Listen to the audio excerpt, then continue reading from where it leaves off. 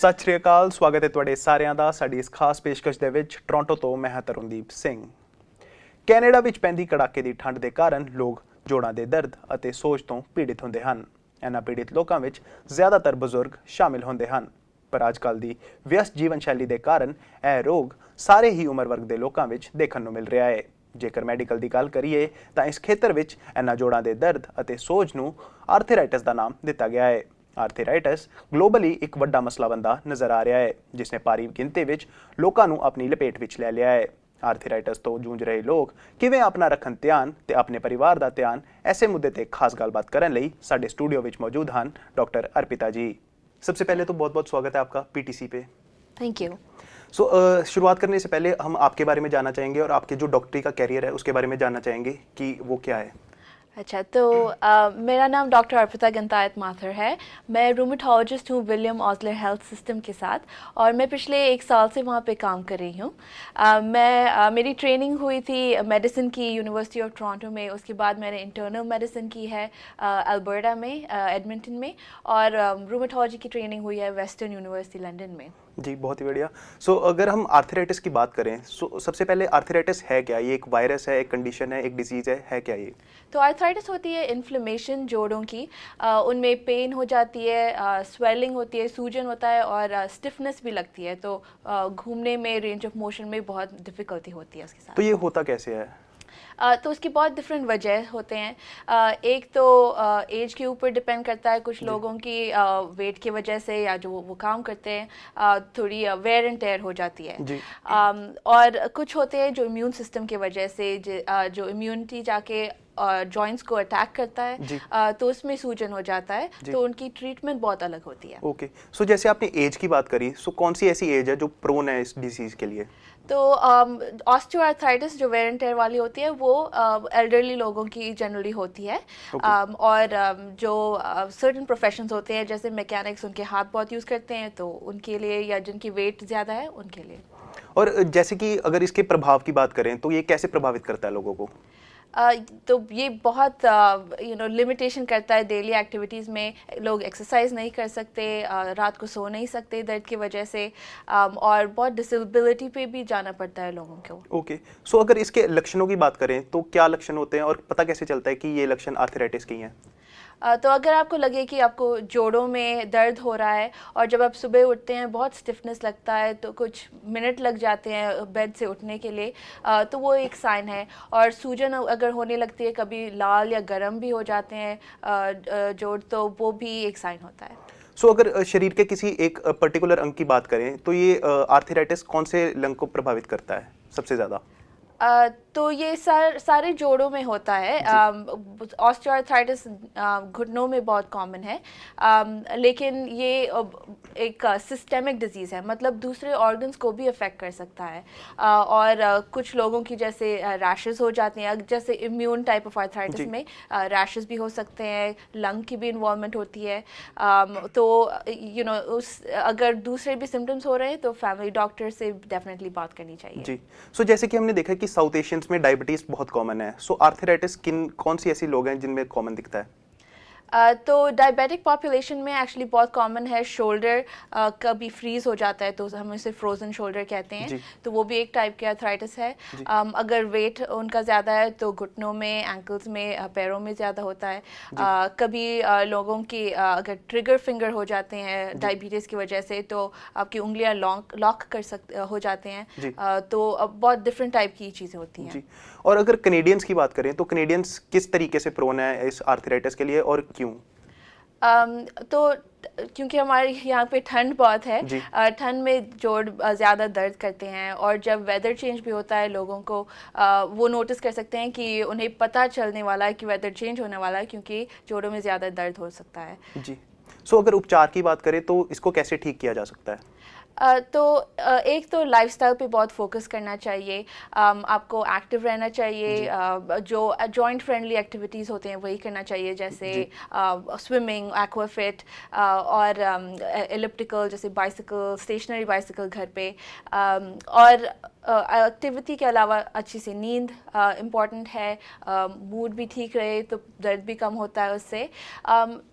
इस मोमेंट में जब दर्द है, हीट और आइस आप लगा सकते हैं। ओवर द काउंटर जो पेन के जेल मिल जाते हैं जैसे वोल्टेरन जेल, वो आप लगा सकते हैं।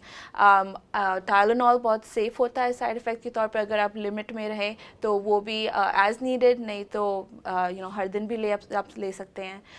और फिर फिजियोथेरेपिस्ट के बाद जाके आप एक्सरसाइज सीख सकते हैं जो घर पे भी हो सकता है। और कुछ लोगों के लिए वो ब्रेसेस पहन सकते हैं या केन से सपोर्ट ले सकते हैं। बिल्कुल। तो बहुत ऑप्शंस है।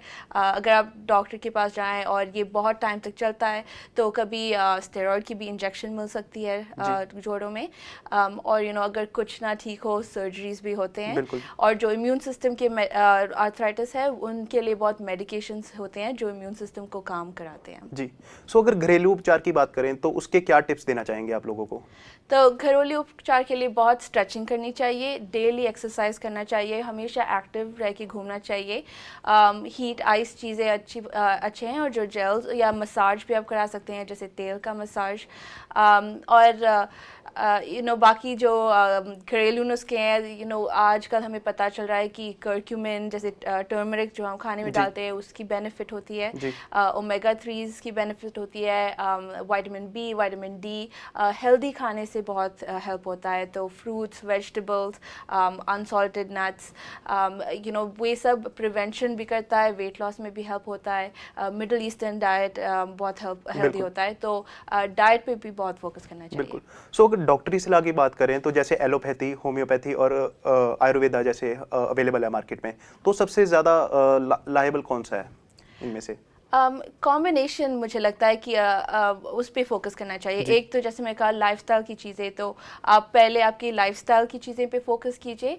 और उसके अलावा कॉम्बिनेशन में मुझे एक्चुअली होम्योपैथी के मेडिकेशन में के बारे में ज़्यादा पता नहीं है, लेकिन लोगों को पता है कि उन्हें बेनिफिट मिलता है। तो अगर उससे बेनिफिट मिल जाए, उनकी कोई ज़्यादा साइड इफ़ेक्ट्स नहीं है, तो वो ठीक है।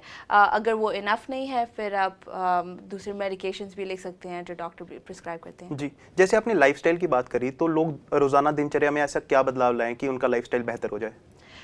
तो डेली एक्सरसाइज करना चाहिए, अच्छा खाना चाहिए, अच्छे से सोना चाहिए, खुश रहना चाहिए। जैसे योगा, मेडिटेशन वो आप कर सकते हैं। बैलेंस की एक्सरसाइजेस करनी चाहिए जिससे गिरने का डर कम रहे। और वेट लॉस पे फोकस करना चाहिए। ये ज़्यादातर। जी। सो अगर खाने पीने की बात करें तो कौन सा ऐसा खाना है जिससे इसके रिस्क कम है और कौन सा ऐसा खाना है जिससे इसके रिस्क ज़्यादा हैं? तो कुछ प्रो इन्फ्लामेटरी चीज़ें होती हैं जिससे इन्फ्लेमेशन बढ़ती है, जैसे प्रोसेस्ड फूड्स होते हैं, तली हुई चीज़ें, ज़्यादा शुगर वाली चीज़ें, सोडा, पॉप, ये सब अवॉइड करना चाहिए क्योंकि उससे बहुत इन्फ्लेमेशन बढ़ती है। अच्छी चीज़ें होती हैं जैसे फ्रूट्स, वेजिटेबल्स जिनमें ज़्यादा विटामिन्स, न्यूट्रिएंट्स मिल जाए, ओमेगा 3 सप्लीमेंट्स, आपकी vitamin A, D supplements, vegetables जैसे ब्रोकली बहुत अच्छी होती है। तो बेसिकली जो हम बताते हैं ये हेल्दी फूड है, उस पर फोकस करना चाहिए। जी। सो एज ए डॉक्टर आप लोगों को क्या सलाह देते हैं कि लोगों को कितनी बार रूटीन चेकअप कराना चाहिए एक साल में?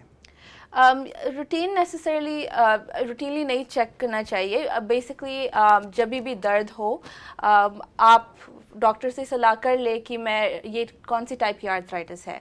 अगर ये ऑस्टियोआर्थराइटिस है तो ये चीज़ें जैसे हमने डिस्कस की ऑलरेडी वो आप ट्राई कर सकते हैं। और लेकिन अगर डॉक्टर को लगे कि ये दूसरी इम्यून सिस्टम वाली है तो वो रूमेटोलॉजिस्ट को भेजेंगे। और उनसे ज़्यादा बातचीत के बाद पता चलेगा कि कोई मेडिकेशन की ज़रूरत है कि नहीं। और कभी अगर ये ज़्यादा एडवांस हो जाए और बाकी सब चीज़ों से काम नहीं करता है फिर आप सर्जन से भी मिल सकते हैं सर्जरी के बारे में। जी। सो अगर हेल्दी लाइफस्टाइल की बात करें तो इतने बिजी जो हमारा स्केड्यूल होता है उसमें हेल्दी लाइफस्टाइल को कैसे मैनेज कर सकते हैं हम? तो मुश्किल तो बहुत है, अपने आप के लिए हमेशा टाइम निकालना पड़ता है। छोटी छोटी चीज़ें जब आप सुबह उठते हैं, अगर 2 भी मिनट लग जाए स्ट्रेचिंग करने के लिए, आप कर लीजिए, उससे फ्यूचर में हेल्प होगा। जब अगर आप लॉन्ग ड्राइव पे जा रहे हैं तो उतर के स्ट्रेच कीजिए, नहीं तो एंड में तो बहुत दर्द हो सकता है। दिन भर आप इंश्योर कीजिए कि आप छोटी छोटी मील्स खा रहे हैं, लेकिन अच्छे हेल्दी स्नैक्स खा रहे हैं, ऐसे नहीं कि चिप्स और सब डोनट्स खा रहे हैं। तो छोटी छोटी बदलाव लाइए और धीरे ये लाइफस्टाइल बन जाता है। ये पता एक बहुत मुश्किल होता है। ਆਰਥਰਾਈਟਿਸ ਦੇ ਇਸ ਮੁੱਦੇ ਤੇ ਅਸੀਂ ਗੱਲਬਾਤ ਕੀਤੀ ਲੋਕਾਂ ਦੇ ਨਾਲ ਅਤੇ ਜਾਣਿਆ ਕਿ ਉਹ ਆਰਥਰਾਈਟਿਸ ਤੋਂ ਆਪਣਾ ਅਤੇ ਆਪਣੇ ਪਰਿਵਾਰਾਂ ਦਾ ਕਿਵੇਂ ਰੱਖਦੇ ਹਨ ਖਿਆਲ। ਜਿੱਦਾਂ ਮੇਰੇ ਇੱਥੇ ਇੱਕ ਨੂੰ ਆਰਥਰਾਈਟਿਸ ਦੀ ਪ੍ਰੋਬਲਮ ਹੋ ਗਈ ਸੀ ਅਤੇ ਉਹਨਾਂ ਨੇ ਫਿਰ ਇੱਥੇ ਫਿਜ਼ੀਓਥੈਰੇਪਿਸਟ ਨਾਲ ਕੰਸਲਟ ਕੀਤਾ ਤਾਂ ਉਹਨਾਂ ਨੇ ਦੱਸਿਆ ਕਿ ਤੁਹਾਨੂੰ ਇੱਥੇ ਦਾ ਜਿਹੜਾ ਆਪਦਾ ਲਾਈਫ ਸਟਾਈਲ ਆ ਉਹ ਬਿਲਕੁਲ ਚੇਂਜ ਕਰਨਾ ਪੈਣਾ। ਅਤੇ ਜਿੱਦਾਂ ਉਹਨਾਂ ਨੇ ਫਿਰ ਐਕਟੀਵਿਟੀਜ਼ ਕਰਨੀਆਂ ਸ਼ੁਰੂ ਕੀਤੀਆਂ, ਜਿੰਮ ਜਾਣ ਲੱਗੇ, ਘਰ ਕਸਰਤ ਵਗੈਰਾ ਕਰਨੀ ਸ਼ੁਰੂ ਕੀਤੀ ਅਤੇ ਹੈਲਦੀ ਫੂਡ ਲੈਣਾ ਸ਼ੁਰੂ ਕੀਤਾ, ਤਾਂ ਜਿਹਦੇ ਕਰਕੇ ਉਹਨਾਂ 'ਚ ਬਹੁਤ ਫਰਕ ਪਿਆ।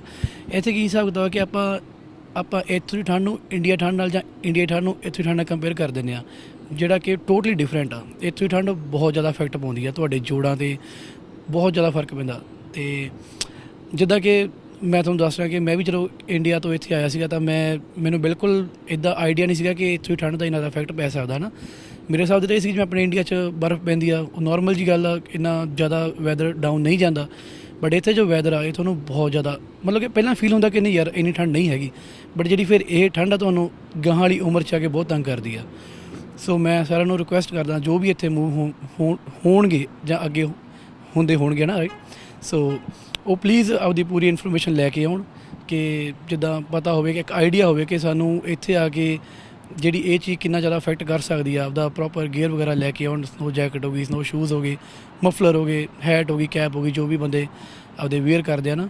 ਸੋ ਪ੍ਰੋਪਰ ਆਪਦਾ ਉਸ ਚੀਜ਼ ਦਾ ਧਿਆਨ ਰੱਖਣ, ਉਹਦੀ ਡਾਈਟ ਦਾ ਧਿਆਨ ਰੱਖਣ, ਬਹੁਤ ਜ਼ਿਆਦਾ ਜ਼ਰੂਰੀ ਚੀਜ਼ ਆ ਇਹ ਐਕਚੁਅਲੀ ਸਪੈਸ਼ਲੀ ਜੋੜਾਂ ਦੇ ਦਰਦ ਹੁੰਦੇ ਆ। ਜਿਸ ਤਰ੍ਹਾਂ 10 ਟਾਈਪ ਹੁੰਦਾ ਹੈ, ਕਈਆਂ ਦੀ ਜਿੱਦਾਂ ਗਰੀਸ ਖਤਮ ਹੋ ਜਾਂਦੀ ਹੈ, ਕਈ ਵਾਰ MSM ਖਤਮ ਹੋ ਜਾਂਦਾ ਸਾਡੀ ਬੋਡੀ 'ਚ, ਜਾਂ ਆਫਟਰ 40 ਸਾਲ ਬਾਅਦ ਵੀ ਸਾਡਾ ਜਿਹੜਾ ਕੈਲਸ਼ੀਅਮ ਰਿਡਿਊਸ ਹੋ ਕੇ ਆਊਟਸਾਈਡ ਆਉਂਦਾ, ਅਤੇ ਇਸ ਕਰਕੇ ਸਾਨੂੰ ਗੋਡਿਆਂ ਦੀ ਪ੍ਰੋਬਲਮ ਹੋ ਜਾਂਦੀ ਹੈ। ਪਰ ਮੈਂ ਸਪੈਸ਼ਲੀ ਜਿੱਥੋਂ ਤੱਕ ਮੇਰਾ ਐਕਸਪੀਰੀਅੰਸ ਹੈਗਾ, ਮੈਨੂੰ ਆਲਮੋਸਟ 15 ਸਾਲ ਹੋ ਗਏ ਇਸ ਕੰਮ ਦੇ ਵਿੱਚ, ਕਿ ਕਿਉਂਕਿ ਅਸੀਂ ਲੋਕ ਨਾ ਤਾਂ ਅਸੀਂ ਵਾਕ ਕਰਦੇ ਹਾਂ, ਨਾ ਪ੍ਰੋਪਰ ਵੇ ਨਾਲ ਅਸੀਂ ਫੂਡ ਲੈਂਦੇ ਹੈਗੇ ਆ, ਅਤੇ ਇਸ ਕਰਕੇ ਸਾਨੂੰ ਕਈ ਤਰ੍ਹਾਂ ਦੇ ਜਿਹੜੀਆਂ ਸਮੱਸਿਆ ਦੇ ਅਸੀਂ ਸੋਫੇ 'ਤੇ ਬੈਠੇ ਰਹਿੰਦੇ ਆ, TV ਦੇਖਦੇ ਰਹਿੰਦੇ ਹਾਂ, ਤਾਂ ਵੀ ਅਸੀਂ ਆਪਣੀ ਕੋਈ ਵੀ ਐਕਸਰਸਾਈਜ਼ ਨਹੀਂ ਹੈ ਸਾਡੀ, ਅਤੇ ਨਾ ਹੀ ਅਸੀਂ ਫੂਡ ਨੂੰ ਮਤਲਬ ਦੇਖ ਕੇ ਅਸੀਂ ਲੈਂਦੇ ਆ ਕਿ ਸਾਨੂੰ ਇਹਦੇ ਵਿੱਚ ਪ੍ਰੋਟੀਨ ਹੈ ਜਾਂ ਨਹੀਂ ਹੈ। ਤਾਂ ਇਸ ਕਰਕੇ ਕਈ ਵਾਰ ਸਾਡੇ ਕੈਲਸ਼ੀਅਮ ਘੱਟ ਹੋ ਜਾਂਦਾ ਬੋਡੀ ਦੇ ਵਿੱਚ, ਉਹਦੇ ਕਰਕੇ ਵੀ ਸਾਨੂੰ ਗਠੀਏ ਦੀ ਪ੍ਰੋਬਲਮ ਆਉਂਦੀ ਹੈ। ਦਸੰਬਰ 2021 ਦੇ ਵਿੱਚ ਕੈਨੇਡਾ ਆਇਆ ਸੀ ਅਤੇ ਮੈਨੂੰ ਅਰਥਰਾਈਟਿਸ ਦੀ ਪ੍ਰੋਬਲਮ ਆ ਗਈ ਸੀ।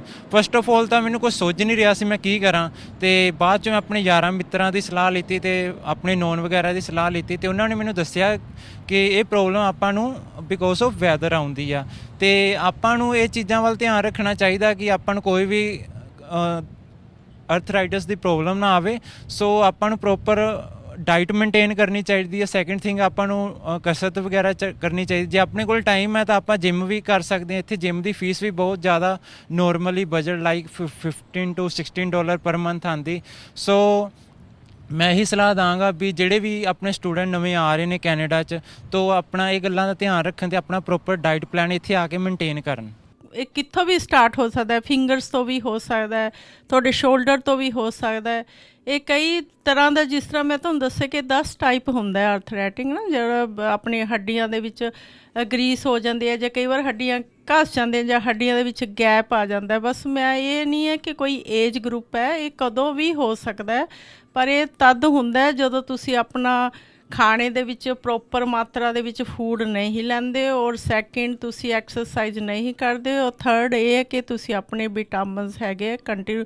ਵਿਟਾਮਿਨਸ ਇਹ ਜਿੱਦਾਂ ਆਫਟਰ 40 ਬਾਅਦ ਸਾਨੂੰ ਥੋੜ੍ਹਾ ਜਿਹਾ ਕੰਪਲਸਰੀ ਹੋ ਜਾਂਦੇ ਆ, ਉਹ ਸਪੈਸ਼ਲੀ ਉਹਨਾਂ ਨੂੰ ਜ਼ਿਆਦਾ ਹੁੰਦਾ, ਕਿਉਂਕਿ ਇੱਕ ਸੈਕਿੰਡ ਇਹ ਹੈਗਾ ਕਿ ਆਪਣਾ ਵੈਦਰ ਆਪਾਂ ਨੂੰ ਜਿਸ ਤਰ੍ਹਾਂ ਧੁੱਪ ਨਹੀਂ ਮਿਲਦੀ ਹੈ, ਇਹਦੇ ਕਰਕੇ ਵੀ ਸਾਨੂੰ ਹੋ ਜਾਂਦਾ ਹੈ, ਕਿਉਂਕਿ ਸਾਨੂੰ ਧੁੱਪ ਨਹੀਂ ਮਿਲਦੀ ਤਾਂ ਸਾਡੇ ਜੋੜਾਂ ਦੇ ਵਿੱਚ ਜਿਹੜਾ ਕਿ ਦਰਦ ਸਟਾਰਟ ਹੋ ਜਾਂਦਾ ਹੈ।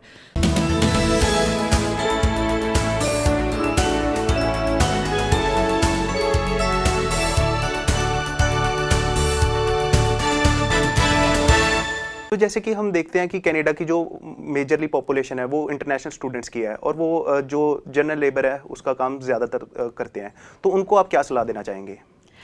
तो उन्हें भी कहना है कि बहुत स्ट्रेचिंग करनी चाहिए, क्योंकि वो इतनी रिपीटेटिव एक्टिविटीज़ करते हैं तो जोड़ों पे बहुत असर पड़ता तो है। तो डेफिनेटली स्ट्रेचिंग करने से, केयरफुल रहने से, वर्क प्लेस में सेफ्टी इंश्योर करने की बहुत इंपॉर्टेंस है। जैसे सेफ्टी शूज़ पहनना चाहिए। अगर आप नोटिस कर रहे हैं कि शोल्डर्स में ज़्यादा दर्द है क्योंकि आप चीज़ें बहुत हैवी उठा रहे हैं, तो एम्प्लॉयर से बात कीजिए कि और कुछ मैं कर सकती हूँ। तो अकोमोडेशंस डेफिनेटली ढूंढने चाहिए जी। और अगर फेडरल या प्रोविंशियल लेवल पे बात करें तो सरकार के द्वारा कोई प्रोग्राम चलाए जा रहे हैं जिसके द्वारा इसकी अवेयरनेस प्रदान की जाए लोगों में? हाँ, तो गवर्नमेंट की आर्थराइटिस सोसाइटी एक प्रोग्राम है और वो फ्री सर्विसेज देते हैं सारे एज ग्रुप्स के लिए। वो फिजियोथेरेपिस्ट, मसाज भी, एटलीस्ट इंट्रोडक्शन तो बताते हैं। वो वर्कशॉप्स कराते हैं डिफरेंट मेडिकल और आर्थराइटिस की कंडीशंस के बारे में। तो उनसे बहुत हेल्प मिलती है। एक भी है ग्लैड प्रोग्राम, तो वो ऑस्टियोआर्थराइटिस की एक्सरसाइजेस बताते हैं, तो कौन से आप घर पे कर सकते हैं, तो वो भी बहुत फिजियोथेरेपिस्ट के साथ, ऑक्यूपेशनल थेरेपिस्ट के साथ कनेक्टेड है।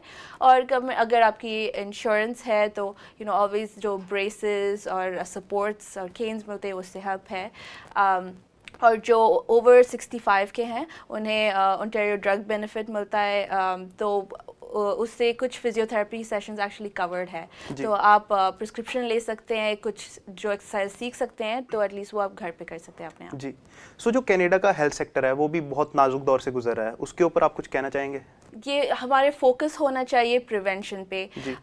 बहुत अब हम मेडिकेशंस देते हैं डिजीज़ होने के बाद उसे फिक्स करने के लिए, लेकिन अब हेल्थ सेक्टर इस पे फोकस करना चाहता है कि हम कैसे डिजीज़ को प्रिवेंट करें, हम कैसे ओबेसिटी एपिडेमिक के साथ डील करें, जो एडिक्शंस है, मेंटल हेल्थ है, उन इश्यूज़ को डील करके प्रिवेंट करने से बाकी सब डाउनस्ट्रीम इफेक्ट पॉजिटिव होगा। अगर कोई इस फील्ड में आगे मतलब परस्यू करना चाहता है या पढ़ाई करना चाहता है तो उसको आप क्या टिप्स देंगे? तो रूमेटोलॉजी बहुत एक्साइटिंग अरेना है, क्योंकि सारे एज ग्रुप के लोग मिलते हैं, और बहुत डिफरेंट टाइप की डिजीज़ है। ये सिर्फ जोड़ों की नहीं है, जैसे मैंने कहा ये सिस्टेमिक है, मतलब पूरे बॉडी की को अफेक्ट कर सकता है। तो अगर आप इंटरेस्टेड है परस्यू करने में मेडिसिन नहीं तो रूमेटोलॉजी,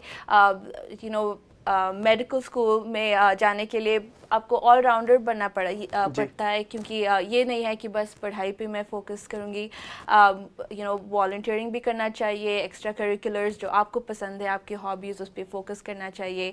अगर कोई चीज़ है जो आप बहुत पैशनेट है उसके बारे में, तो डेफिनेटली वो फोकस करना चाहिए, क्योंकि जब आप आगे जाएंगे जो आपकी पैशन है वो ही आपको आगे लेके जाएगा। और बेसिकली बी योर सेल्फ मैं कहूँगी, और आप अपना पाथ ढूंढ लेंगे उस जी। सो अगर कनाडा में किसी को मेडिकल फील्ड में जाना है तो उसको अगर वो इंटरनेशनली पढ़ाई करके आया है तो वो यहाँ पे मानी जाएगी या नहीं, उसकी मान्यता क्या है? ये बहुत डिपेंड करता है कहाँ से पढ़ाई हुई है और कौन सी सारी ट्रेनिंग डिग्रीज है, लेकिन यहाँ पे अब वो अपॉर्चुनिटीज़ बना रहे हैं या रेसिडेंसी करने की और दूसरी ट्रेनिंग करने की, पर ऑल्सो फिजिशियन एसोसिएट्स होते हैं जो डॉक्टर को असिस्ट कर सकते हैं, और वो ऑलरेडी डॉक्टर्स हैं अपने कंट्री से, तो जब तक ट्रेनिंग ना हो जाए वो असिस्ट करके अपनी एक्सपीरियंस बढ़ा सकते हैं। नहीं, और कुछ लोकेशंस एक्चुअली हायर करते हैं इंटरनेशनल मेडिकल ग्रेजुएट्स को नोट टेकिंग में हेल्प करने के लिए, ऐसी चीज़ों में। तो आप एक्सपीरियंस बढ़ाएं, और उससे एक्सपीरियंस बढ़ाने से जो नेक्स्ट स्टेप है रेसिडेंसी में घुसने की, वो ईजियर हो जाता है जी। सो अगर जाते जाते आर्थराइटिस पे दोबारा वापस आएँ तो इसका उपचार कितना महंगा है और कौन सी दवाइयाँ इसमें यूज़ होती हैं इसको ठीक करने के लिए? तो ये डिपेंड करता है कि कौन से टाइप की आर्थराइटिस है। अगर आप घरेलू नुस्खे यूज़ करते हैं तो वो तो ऑब्वियसली बहुत बढ़िया है अगर उसमें ठीक हो जाए। नहीं तो जो ओवर द काउंटर मिलते हैं वो रीजनेबल होते हैं, जैसे टाइलेनॉल और एडविल। और तो टाइलेनॉल सेफ होता है अगर आप maximum 4 grams a day use करें। जो एनसेड्स हैं, एंटी इन्फ्लेमेटरीज हैं, उनके कुछ ज़्यादा साइड इफ़ेक्ट्स हैं, तो अगर ये आप अपने डॉक्टर से सलाह लीजिए कि वो सेफ़ है आपके लिए कि नहीं। लेकिन जो इम्यूनिटी वाले मेडिकेशंस होते हैं, कुछ रीज़नेबल होते हैं लेकिन कुछ हज़ारों में जाते हैं। तो इनके लिए ड्रग कंपनीज हैं, इंश्योरेंस है, इंश्योर करते हैं कि सबको कवरेज मिल जाए। तो बहुत सारी रेंज होती है आर्थराइटिस के लिए। जी, सो आखिरी में क्या एक मैसेज देना चाहेंगे आप हमारे दर्शकों को? तो मैं अल्टीमेटली कहना चाहूँगी कि आप दर्द को प्रिवेंट करने के लिए फोकस कीजिए कि आपके लाइफस्टाइल पे। लेकिन अगर दर्द हो जाता है तो आप उदास नहीं होइए, आप ट्राई कीजिए जो डिफरेंट चीज़ें हैं। आप यहाँ पे हेल्प है, डॉक्टर से आप बात कीजिए उनसे। लेकिन डेफिनेटली लाइफस्टाइल पे आप पहले ध्यान दें, और फिज़िकली एक्टिव रहने से बहुत बहुत हेल्प होती है। अगर विंटर भी आ जाए तो आप मॉल में वॉक कीजिए। 150 मिनट्स की physical activity a week recommendation है, तो आप डेफिनेटली उस पर ट्राई कीजिए। बहुत बहुत धन्यवाद डॉक्टर अर्पिता जी, हमारे साथ इतने गंभीर मुद्दे पे जानकारी साझी करने के लिए। Thank you for having me. Thank you.